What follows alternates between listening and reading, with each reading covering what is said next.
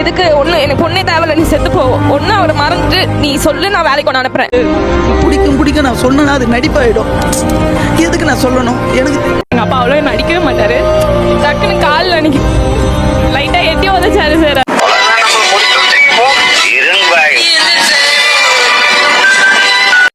இந்த மனமாற்றத்தில் ரொம்ப முக்கியமானது காதலுக்காக மனம் மாறுவது.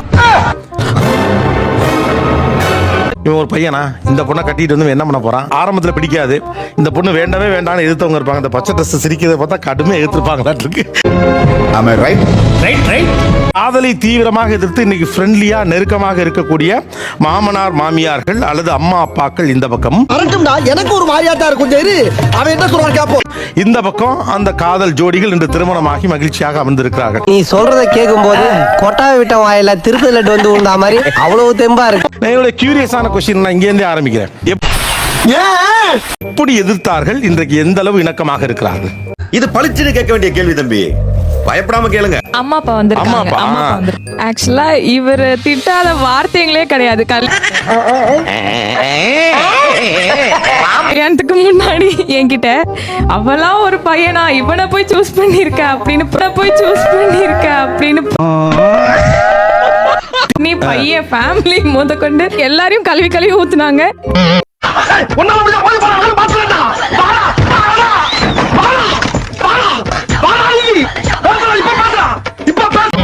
அதிகமா திட்டினது யார், அம்மாவா அப்பாவா?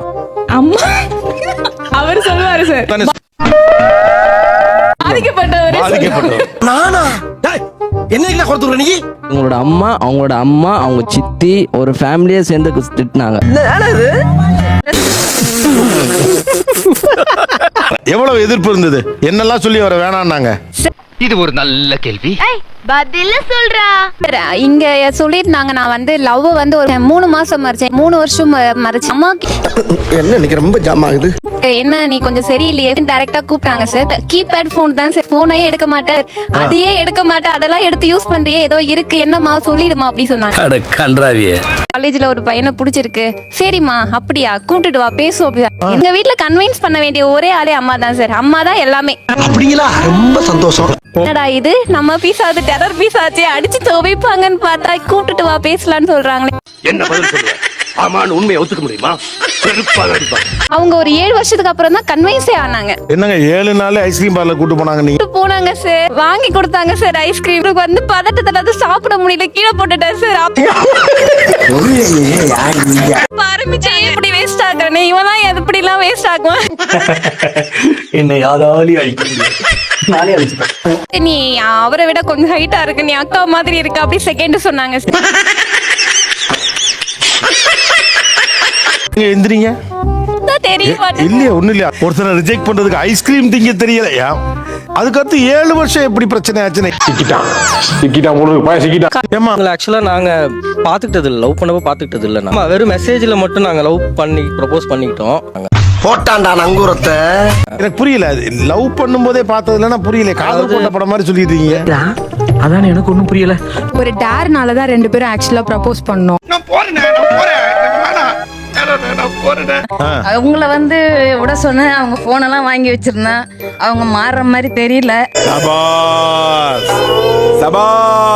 சார் குஜராத்துக்குலாம் கடத்திட்டு போனாங்க சார். குஜராத்தா? ஆமா சார், குஜராத்துக்கு அக்கா வீட்டுக்கு கூட்டிட்டு போய்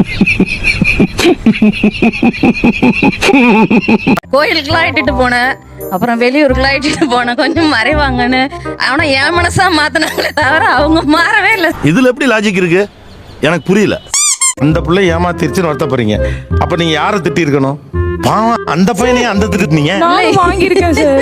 நீங்களும் வாங்கிருக்கீங்க? நானும் வாங்கியிருக்கேன். எங்க அப்பா அவர் சைஸ் பாருங்க, நான் என்ன அடி வாங்கினேன்னு நீங்களே.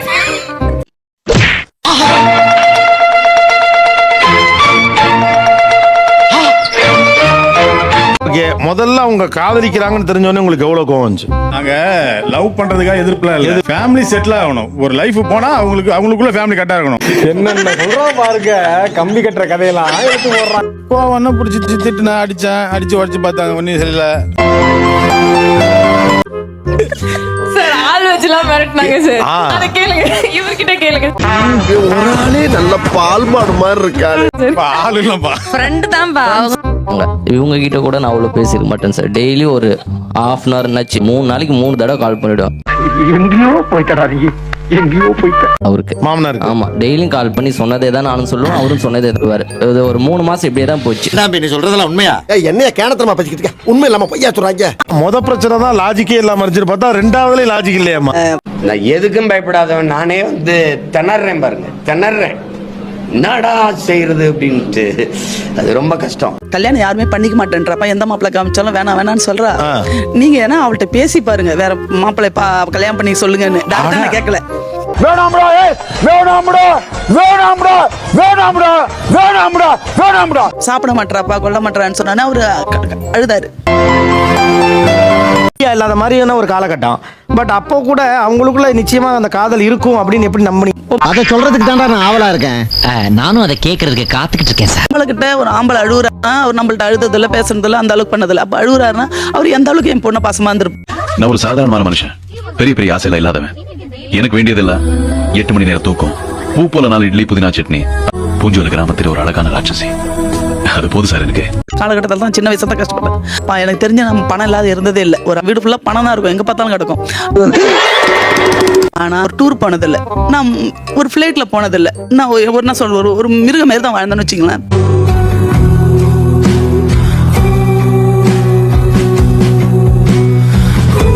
முழுக்க பணம் கிடக்கும். ஆனா நான் ஒரு மிருகம் மாதிரி தான் வாழ்ந்தேன். உங்களை ஒரு தாய்மை உணர்வோடு ஒரு அந்த மிருக வாழ்க்கையிலேருந்து வெளியில கொண்டு வந்தது யார்?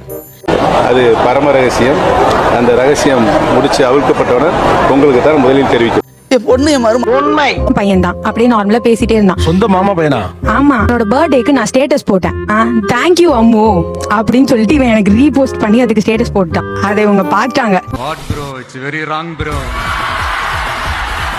அம்மு சொம்மு, யாரு உனக்கு அம்மு யாரு உனக்கு சொம்முன்னாங்க. எல்லாரும் அடி திட்டினாங்க. என்னை அவங்க அமெரிக்கா பேக் பண்ணி அனுப்ப பார்த்தாங்க.